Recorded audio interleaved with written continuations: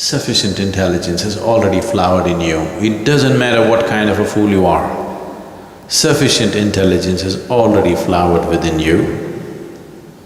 If I ask you, do you want to be miserable or blissful, there is no second thought as to what is your choice. That much intelligence has flowered. That means you're good enough. That means sufficient evolution has happened. If you did not even know that, then yes, we need to work on your tail, not on your head.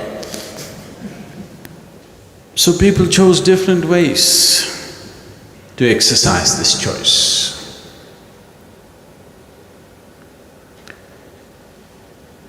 The different means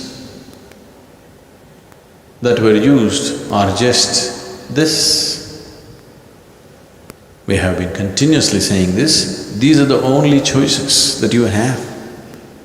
You can do it either out of your action, when your action is no more about you, simply doing something. One can know bliss in that, or one can know this out of devotion. When your life itself is no more about you, you're completely absorbed into someone or something, then you can know this. Or your intellect has become absolute choice. Your mind has become absolute choice. It takes instructions from you every moment of your life. You have disciplined your mind in such a way, it will not generate one thought that you don't want. Then you can become blissful. Or you transformed your very energies. You got your energy into the right kind of intensity where the amrita in the system, the ambrosia of life which is stored in certain parts of your body opened up, and your very body, your very energy, your every cell in your body became sweet. That's all you have. Karma, Kriya, Jnana, Bhakti. These are the only four ways. Do it some way, whichever way. It's best that we employ all the four of them,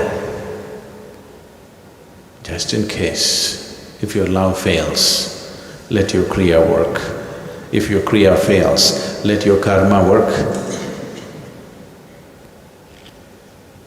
If your Karma fails, let your Jnana work. Let something happen.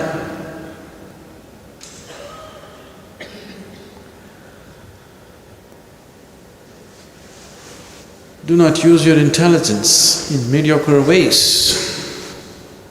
It once happened.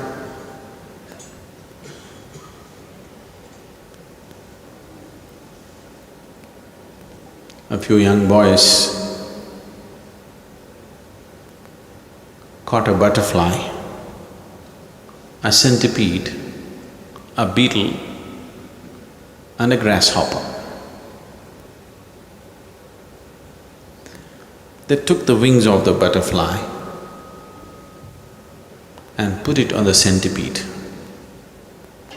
cut his legs off and put the grasshopper's legs, and cut the beetle's head and put it in the front, and created a strange creature. And took it to a naturalist who was in the neighborhood with very innocent faces, just like you do.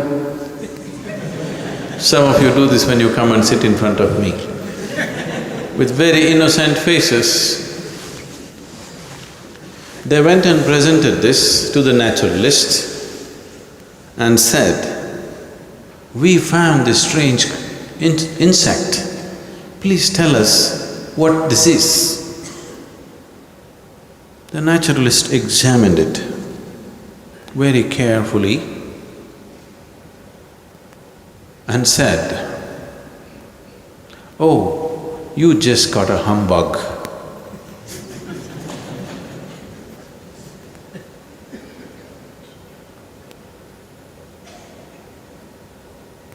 This is the whole problem. This is the whole problem, that your mind and your intellect is busy creating a humbug. With humbug, you don't get anywhere, okay? If you crawl like a centipede, you may get somewhere. If you hop like a grasshopper, you may hop around, not going very far, but still you may get somewhere. But if you become a humbug, you don't get anywhere. That's the first and foremost thing that you have to get rid of. Why there has been such a significant stress on love is just because of this, because you can get rid of the humbug, that strange creature within you which doesn't fit into any definition, which keeps changing, keeps changing every day. It changes its tack and its tricks on a daily basis. This humbug won't get anywhere, because this is not the work for a naturalist.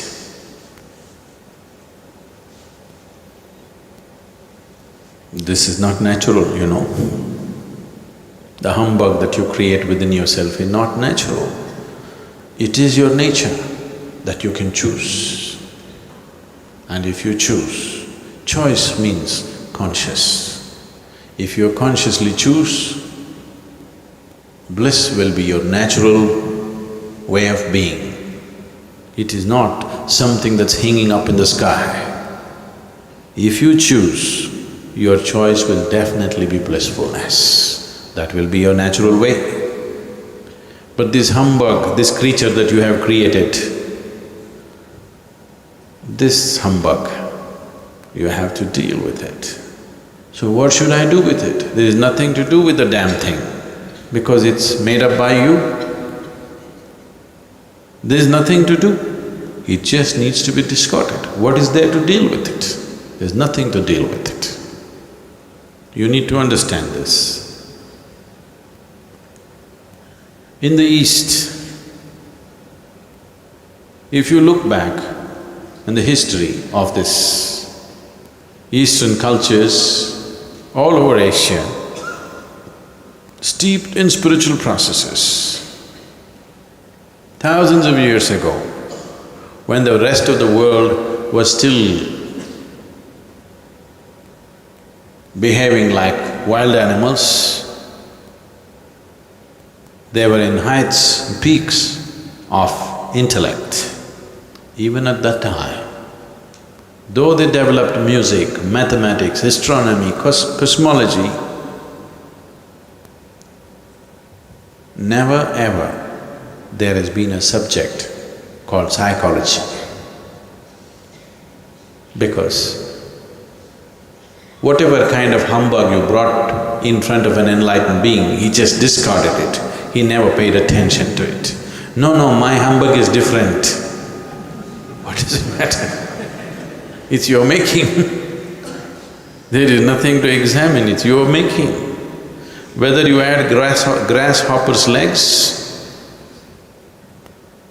or you put elephant's legs to it, what is there to examine? It's a distortion of life. So they never ever developed anything called as psychology or psychiatry, because they were not interested in examining your humbug.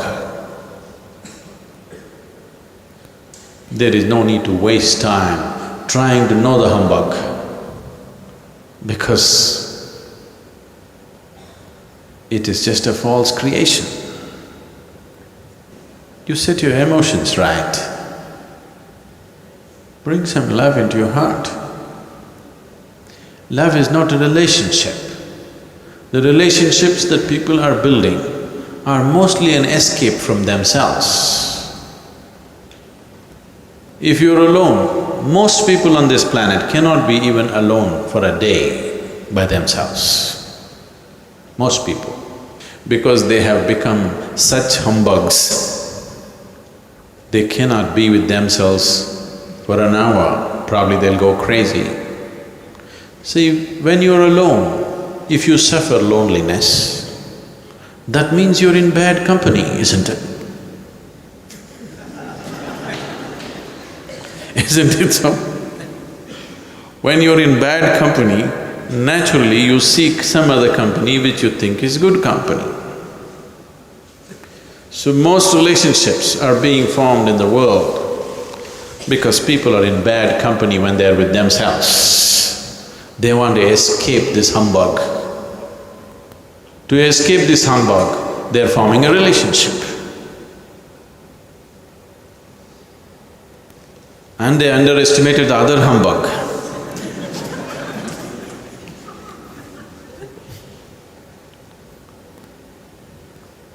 Generally, most people underestimate the other humbug. This is not happening because you made this being so blissful. Now, you want to share this. If this being has become blissful, relationships will not happen as an escape, as a relief from yourself. A relationship is not a relief from your own humbug. A relationship is an opportunity to share your blissfulness, that is if you've gotten there. Otherwise, it is better you're put in a solitary cell. If you don't know how to be silent, at least suffer the solitary. Because at least you will not humbug the rest of the world. Isn't it a safety measure the world should take? Isn't it the norm in every society? If somebody has an infectious disease, he is quarantined. Is that not a normal thing in any civilized society? No? Isn't it so? Because what is not good for you is definitely not good for anybody.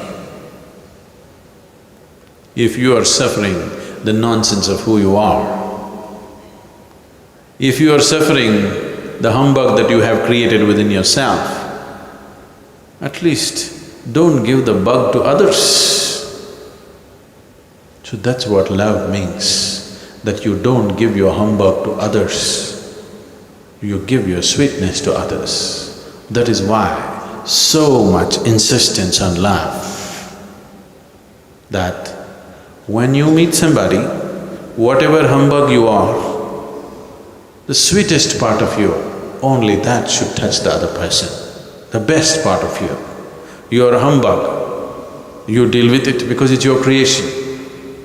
You have no business to present your humbug to anybody else on this planet. That's what love means. Love by itself doesn't mean anything.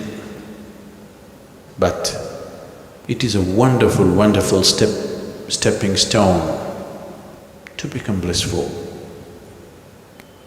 So if you cannot manage your intellect the way you want it, this you can do. For this you just need a little discipline, that there are certain things that you don't do no matter what. You have to establish this.